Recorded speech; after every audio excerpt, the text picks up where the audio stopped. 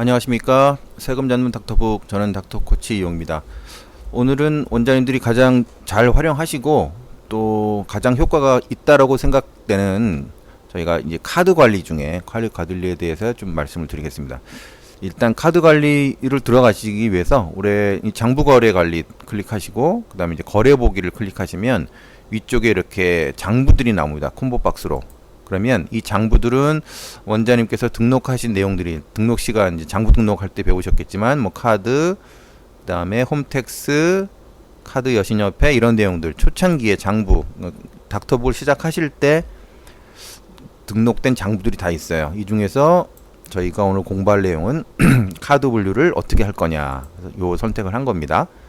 자, 기간은 이렇게 나와 있고요. 기간은 뭐 올해, 모두, 작년부터 이번 달부터 뭐 상당히 많은 기간까지 있고 뭐 임의 기간도 됩니다. 임의 기간이 안 된다 하고 뭐 여쭤보시는 분은 계신데 임의 기간도 됩니다. 그런데 뭐 추천드리는 거는 저희가 이제 월별로 관리하시는 게 좀 편하실 거니까 월을 추천을 드리고 뭐 가장 많이 쓰시는 건 뭐 지난달 이렇게도 많이 하세요. 자, 오늘은 이제 샘플이니까 뭐 지난달로 해볼까요?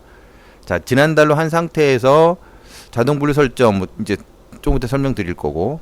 자, 그럼 먼저 설명드릴 거는 일단 첫 번째 파트가 이제 휴일입니다. 휴일로 이렇게 구분하는 이유는 잘 아시겠지만 저희가 정기조사라든가 이런 그 세무조사가 시작이 돼서 개정변원장들을 이제 조사할 경우에 진료가 이루어지지 않은 휴일날, 진료가 이루어지지 않은 휴일이라든가 일요일에 카드가 많이 사용이 된다라는 거는 합리적으로 봐도 업무에 관련이 없는 비용일 거다라는 얘기를 할 수 있겠죠.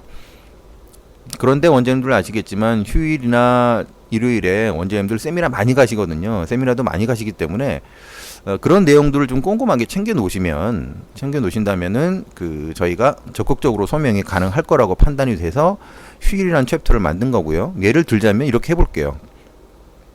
자, 이건 대체 공휴일이라는 뜻인데요. 대체 공휴일 날 27일 요 세 개에 만약에 이제 원장님께서 세미나를 떠나셨다. 그러면 세 가지를 클릭을 해서 위에는 편집을 누르세요. 편집을 누르신 다음에 자, 메모를 클릭하시고 자, 이날은 우리가 직원들하고 워크샵을 했다.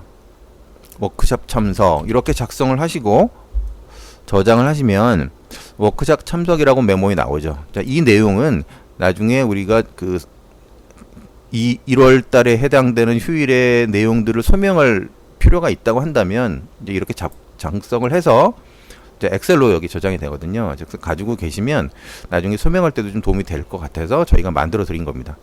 자, 그다음에 이 계정 과목들은 이 중간에 있는 것도 있고 없는 것도 있어요. 자, 있는 거는 저희가 병원에서 가장 많이 사용하고 있는 계정 과목들을 매칭해서 자동적으로 뿌려주는 겁니다. 그러니까 원장님께서 이렇게 신경 안 쓰시고 그냥 클릭만 하시면 장부만 가지고 오시면 이 카드에 대한 장부가 다 잡히는 거죠.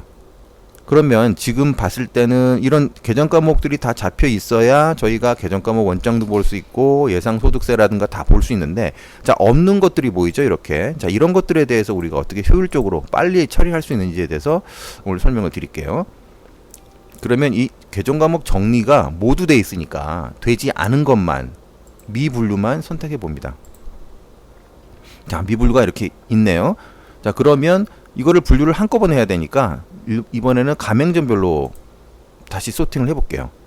자, 그래서 해보겠습니다, 직접.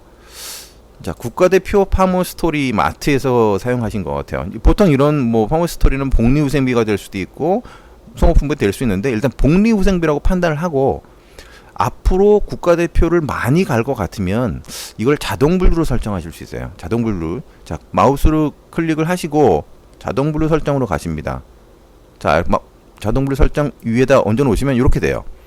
그러면 국가대표 파머스토리가 포함된 단어로 왔을 때는 자, 앞으로 우리는 소모품비로 하겠다.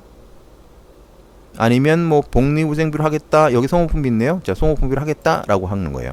자, 자동부에 등록할게요. 자동분류.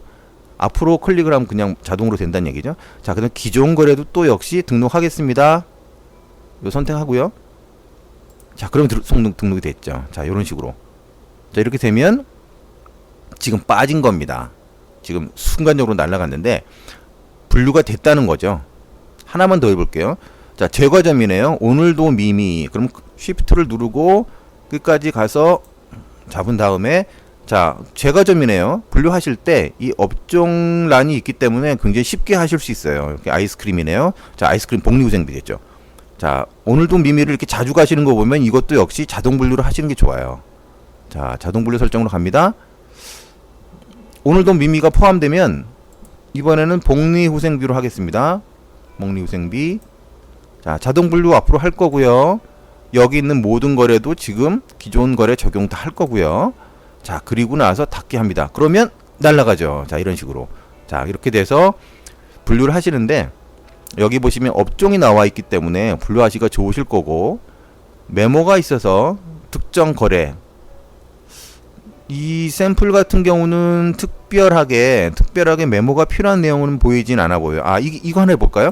프리미엄 아울렛 파주점. 자, 개인적으로 가서 옷을 사지 않았을까? 그렇지 않죠. 우리는 편집에 들어갑니다. 이것도 역시 세미나 참석. 파주 아울렛 파주점에서 세미나 할 수 있습니다. 자, 그렇게 세미나 참석을 누르시면 과거에 나중에 이런 기억들이 안 나시니까 이런 것들을 보시고, 이게 끝나면 반드시 정기적으로 엑셀로 저장해서 세무사무실로 넘기는 거 잊지 마시고요.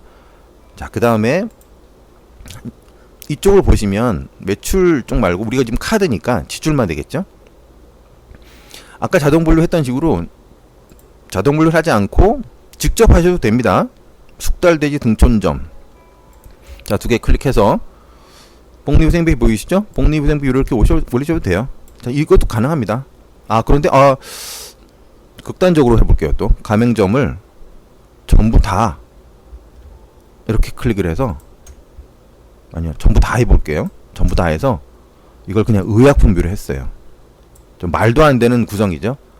자, 근데 이렇게 실수할 수도 있을 거 아니에요. 그렇게 되면 이제 바꾸실 수도 있어야 되니까 이게 전부 다 클릭하세요. 클릭하신 다음에 이번에는 계정 과목 취소로 내려가시면 됩니다. 자, 그럼 없어졌죠. 자, 그런 식으로 신용카드라든가 이 전체적인 경비에 대한 내용이 분류가 끝나서야 닥터북이 가장 효율적으로 사용되실 수 있어요. 그래서 이 자동 분류 설정 많이 활용하시고, 그 다음에 한 달에 한 번 정도 미분류 들어가셔서 어떤 게 미분류가 돼 있는지 보시고, 그 내용들을 정리한 다음에 저희가 신고관리 준비라는 챕터를 공부할 때 아주 효율적으로 사용할 수가 있습니다. 자, 오늘은 거래보기에 신용카드 관리하기에 대해서 알아봤습니다. 그럼 다음 강의에 뵙겠습니다. 감사합니다.